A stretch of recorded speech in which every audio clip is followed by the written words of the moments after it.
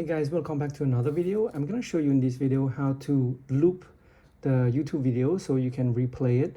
For example, this is a 3-minute music or a video, and you can actually replay this so it does not go to a next video in the playlist. So what you do is you tap on your phone and you're gonna see the gear settings on the top. Just tap on it. It's gonna show up more menu right here. So you tap on additional settings, and then there's an option for loop video right here.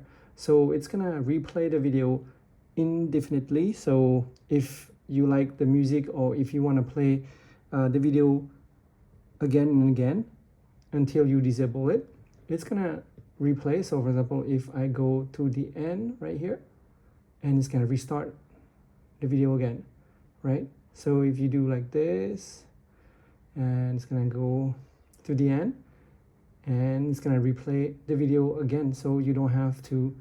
So right here, see, it's replaying. So that's the mode right here. You go to gear settings, additional settings, and if you want to disable it, just tap on this, so it's gonna play the next music in the playlist.